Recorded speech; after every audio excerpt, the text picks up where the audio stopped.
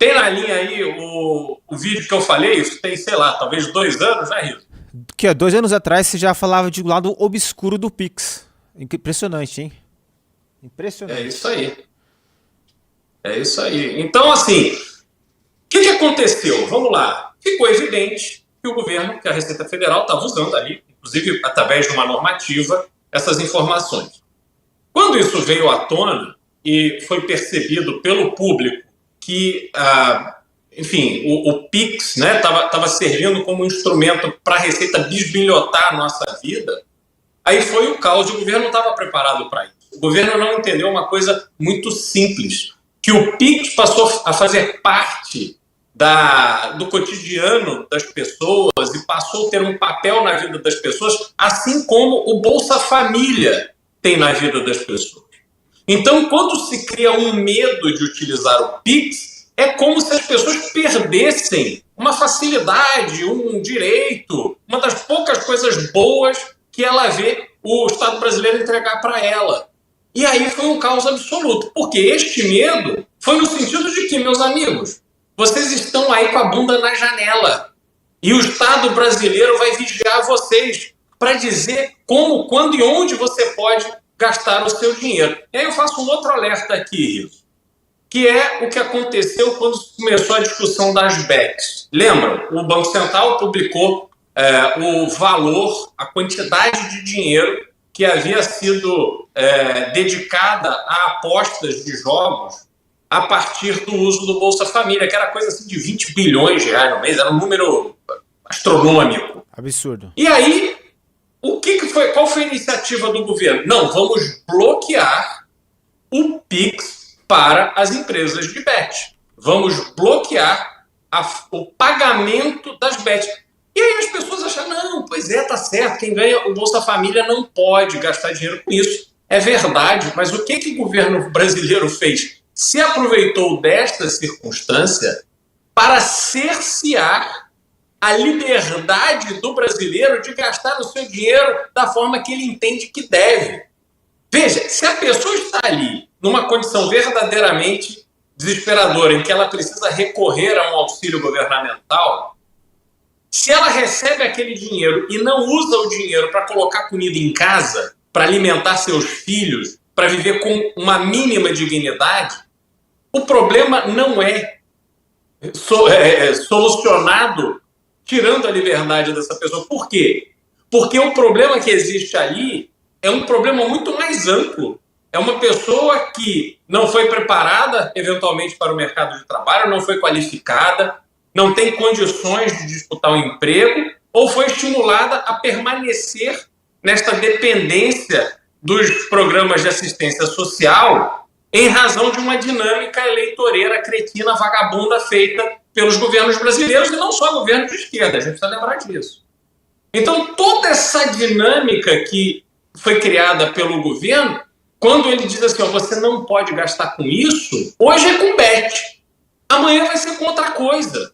Amanhã o governo pode dizer o seguinte, olha, você só pode usar o seu Pix para comprar carne se for da JBS.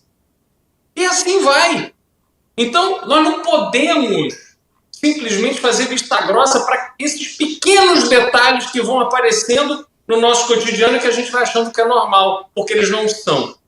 E aí, quando a gente volta para essa questão do Pix agora, criou-se uma comoção nacional, tanto é que houve aí 10% de redução no uso de Pix. Por quê? Porque os feirantes, os ambulantes, aquelas pessoas que tinham algum tipo de atividade ali para ganhar um dinheirinho extra ou para fazerem disso a sua atividade principal para pagar as contas de casa, essas pessoas começaram a ficar com medo.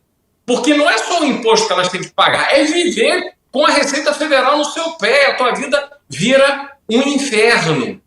Então, as pessoas pararam e voltaram para o bom e velho dinheiro. Dinheiro no bolso é liberdade. Eu nunca fiz um Pix na minha vida. Desde o início, quando eu gravei esse vídeo que vocês viram aí, do lado obscuro do Pix, eu nunca fiz um Pix. Todo mundo que fala, me manda um Pix, não manda. Me mande os dados da sua conta, eu vou lá fazer o bom e velho TED. E é assim que eu acho que tem que ser. E quando sai de casa, vou, final de semana, pego o dinheiro, põe no bolso, Porque quando eu estou com dinheiro no bolso, eu não gasto mais do que eu tenho, que é um outro lado do Pix que ninguém falou. Por que os bancos que ganhavam dinheiro com DOC e TED, de repente eles topam, opa, não tem problema. Vamos fazer um instrumento de transferência de dinheiro de graça. Isso não faz sentido. Intuitivamente não faz sentido. E por que para o banco é bom? Porque o banco, com isso, facilita você gastar mais do que você tem. E aí você entra no cheque especial e o banco está rindo de orelha a orelha, porque ele conseguiu te pegar com a rede dele. E aí a gente precisa olhar para alguns números da realidade das famílias brasileiras hoje. Mais de 70% das famílias endividadas. 28% das famílias brasileiras estão inadimplentes. 80% da dívida das famílias é com cheque especial ou cartão de crédito. Olha que loucura, 400% ao ano de juros você tem no cartão de crédito ou no cheque especial.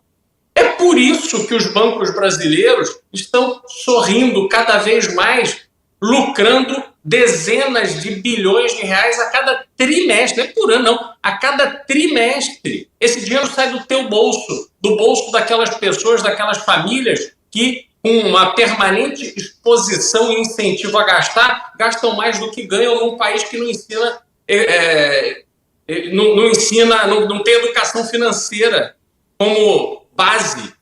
País que teve problema gravíssimo de inflação, taxa de juros altos, não ensina educação financeira. Aliás, essa realidade começa a mudar agora, muito por iniciativa do Guto Zacarias, que está passando leis nesse sentido em São Paulo e em municípios de São Paulo, para que haja um mínimo de noção sobre matemática financeira dos jovens, pelo menos que os jovens sejam salvos, já que as pessoas mais velhas muitas vezes já não conseguem mais acompanhar toda a lógica financeira que existe por trás de cobrança de juros e o problema de você gastar mais do que você ganha.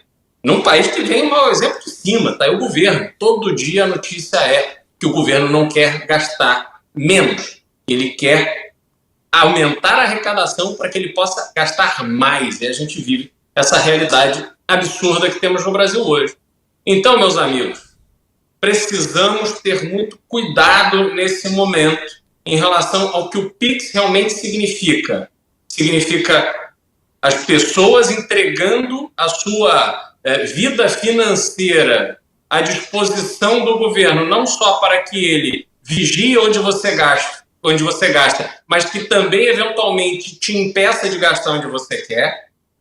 E a gente tem essa questão toda tributária que decorre não de uma taxação como a antiga CPMF, em que cada Pix que você faz, você paga um percentual de imposto. Não é isso. Mas que as informações dos Pix que você faz e recebe possam servir de base para a Receita Federal atuar contra você. Esse é o pano de fundo desse imbróglio. E aí, Riso, tem um outro problema, que é da comunicação. Né? O que aconteceu a partir desse problema? O governo foi extremamente infeliz quando ele quis reagir a essa imagem tão negativa que se formou do governo usar o Pix para taxar as pessoas.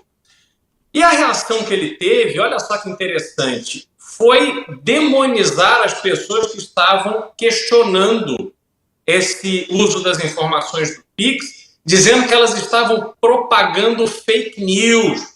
E por que o governo fez isso? Porque fake news é um tema hoje muito em evidência no Supremo Tribunal Federal. A estratégia do governo foi ampliar este assunto para trazer o Supremo Tribunal Federal para o debate, colocar toda a imprensa amiga com base na grana que recebe, a favor do governo, para atacar as pessoas que estavam questionando o que estava acontecendo. Veja, chegou num ponto em que o discurso oficial era de que se você parasse de usar o Pix, você estava corroborando com um fake news. Eles colocaram desta forma, porque não querem sequer que você tenha liberdade para escolher como você faz e recebe seus pagamentos. Então, essa loucura toda aconteceu E pegou tão mal para o governo, essa estratégia deu tão errada, que eles tiveram que voltar atrás. E fizeram isso agora no final da tarde. Agora, quando você percebe a que ponto o governo está disposto a chegar, podem ter certeza. Eles recuaram neste caso. Mas acontecerão outras circunstâncias onde a estratégia será exatamente a mesma e eles não vão recuar. Nós estamos no Brasil num processo de perda da nossa cidadania, da nossa autonomia, da nossa condição de brasileiro. Estamos sendo sequestrados por essa estrutura de poder vagabunda, sem vergonha, pilantra, que só olha para o próprio umbigo, para os seus próprios interesses. Não faz nenhum sentido institucional que estamos vivendo no Brasil hoje. E aonde isso vai parar? Bom, essa é uma pergunta que vai depender dos resultados da eleição de 2026.